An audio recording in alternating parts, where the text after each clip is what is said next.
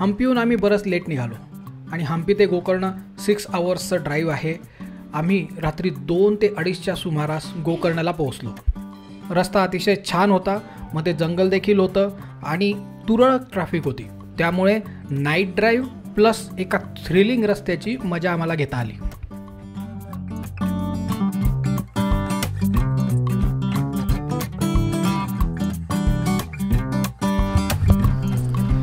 आता मी निघालो आहे गोकर्णकडे.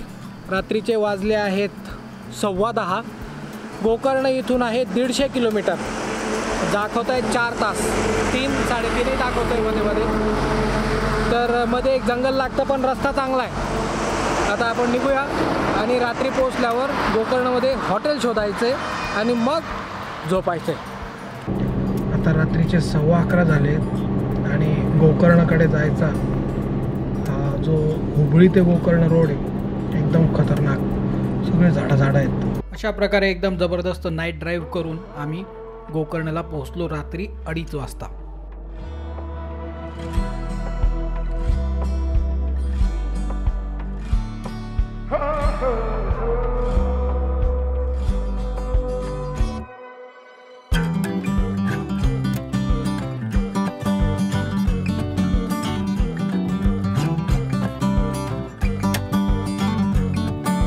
ऑलराईट, सो ही आमची सकाळ आहे गोकर्णमधली.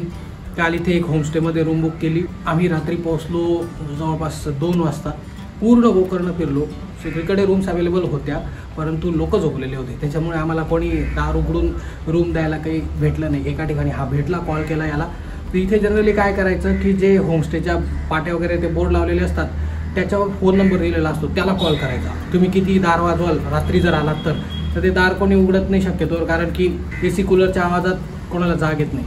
कॉल करायचा, ते उठतात, सगळं कोऑर्डिनेट करतात. आमचं इथेच झालं. एक कॉल केला त्यांनी, बरोबर 2 वाजता आम्हाला रूम दिली.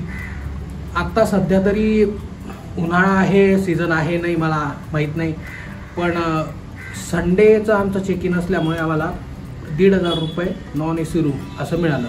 12 वाजता आमचं चेकआउट आहे. जानवं घेण्यासाठी स्पेशल आलो आम्ही इकडे. माझा हेच पर्पज होता जानवं घेण्याचा गोकर्णहून. So leaving Gokarna, we headed towards Yana Caves and we had already decided we will not go there if it's too much of a trek. त्याचा प्लॅन आपण नंतर कधीतरी करूया. This being a road trip, car trip, आपण फिरणार आहोत. आता गोकर्ण सोडलंय आणि आम्ही जात आहोत याना केव्सकडे. तर याना केव्स इथून आता 1 तास दाखवत आहे. त्या केव्स बघूया. जर ट्रेकिंग वगैरे करावं लागणार असेल तर आम्ही स्किप करू, कारण की एवढ्या उन्हात ते करण्याची आमच्यात काही सध्या ताकद नाही आहे आणि जास्त आता हिला टॉर्चर करायची काही इच्छा नाही आहे. ती बच्चू ट्रेकर आहे आमची, ती सगळं ट्रेकिंग करते उन्हात ताना तिकडे तिकडे, पण आता नको. This is month of April, so not this time. बाकी ती तोरणा, नंतर शिवनेरी आणि बरेचसे गड किल्ले माझ्यासोबत चढलेली, बट त्याचे व्हिडिओ तुम्ही बघू शकता आपल्याकडे चॅनलवर आहेत.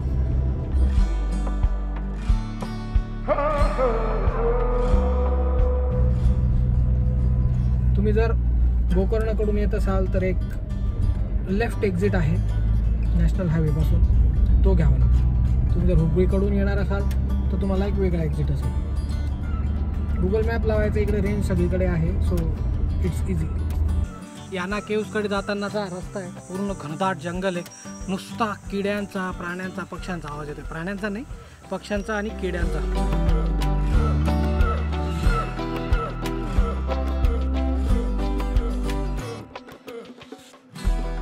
याना केव्सच्या या ट्रेकला आम्ही सुरुवात केलेली आहे आणि आता जवळपास हाफ वे आलेलो आहोत. 1 नंबर ट्रेक आहे, जबरदस्त. पाण्याचा आवाज मस्त येतोय, असं वाटतंय कधी तिथे जातो. तुझा ट्रेक कंप्लीट करून आता केव्सकडे जायचं आहे.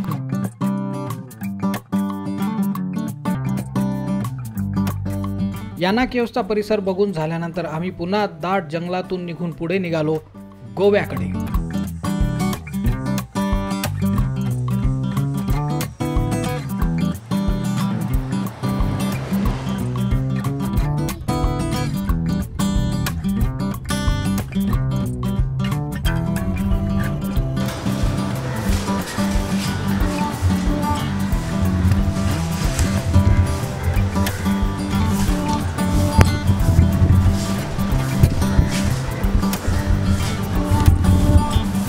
खूप वर्षानंतर पुन्हा आलो पॅलोलेम बीचवर आणि पॅलोलेममध्ये ते पण रोकोको बेल्टनमध्ये.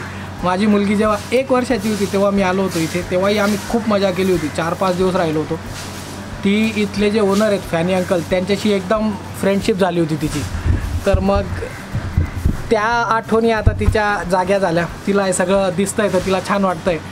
आता आम्ही मस्तपैकी आलो. जस्ट सामान ठेवलं आहे, कपडे चेंज केले. आता जायचं डायरेक्ट समुद्रात पाण्यात. इथून जस्ट असं आपल्या या रूमपासून हे बीच हट्स आहेत. इथून जायचं असं आणि त्या तिकडे समुद्रात. अशी इथली सिस्टीम आहे. मला इतकं आवडतं हे म्हणजे रिसॉर्ट वगैरेवर राहण्यापेक्षा आय ऑलवेज प्रेफर गोव्यात आल्यावर जर पॅलोलेममध्ये यायचं असेल तर मग हेच सगळ्यात भारी. म्हणजे इथले कोणतेही खूप आहे तिथे असे बीच हट्स.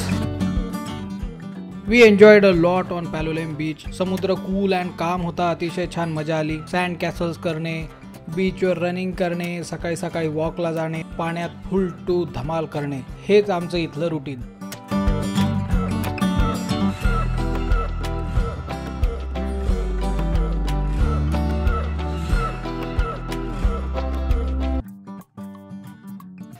फुल मजा करून झाली आहे आणि आता आम्ही रोकोको बेल्टन या बीच हट्स रिसॉर्टमधून चेकआउट केलं आहे. छान मजा आली. आता जातो आहे आम्ही गाडीकडे. सामान वगैरे ठेवू आणि तिकडून निघायचं आहे आता आपल्या घरी. हे बघा आंबा किती जबरदस्त आहे. वाव. म्हाळसा नारायणी देवी, त्या देवीचं दर्शन घेतलं. मंदिर बघितलं. मंदिर अतिशय छान आहे. ती वास्तू म्हणून एकदम मस्त. आर्किटेक्चर जबरदस्त आहे. पुढे आम्ही कोल्हापूरच्या रस्त्याने लागणार. कोल्हापूर इथून आहे अजून 250 किलोमीटर्स, तर 5 तास तरी लागतील. आता वाजले आहेत 5, तो 5 आणि 5 10. देवीचं दर्शन घ्यायचं आहे. जमलं तर आज दर्शन घेऊ, नाहीतर मग उद्या.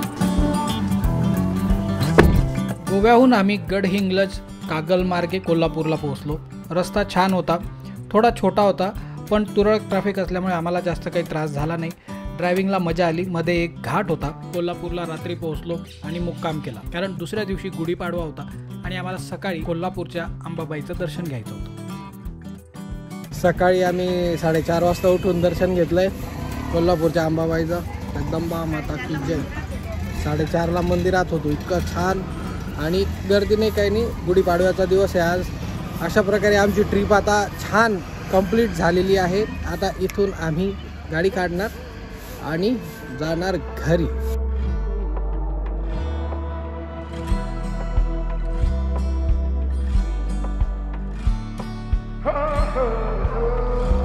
करवीर निवासिनी श्री अंबा माता की जय.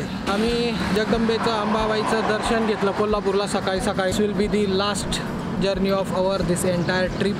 आपण पुण्याहून निघालो, हम्पीला गेलो, मग बदामी, हम्पी, पट्टाडकल, गोकर्ण, गोवा मस्तपैकी, मग कोल्हापूर आणि आता घरी वापस पुणे. अशा प्रकारे फुल धमाल मस्ती करत रोड ट्रिपची मजा घेत आमची ही पहिली स्कॉर्पिओ एन मधली रोड ट्रिप पूर्ण झाली. भेटूया पुढच्या अशा जबरदस्त रोड ट्रिप्सच्या व्हिडिओमध्ये. Till then have a great life. If you are new here please do subscribe.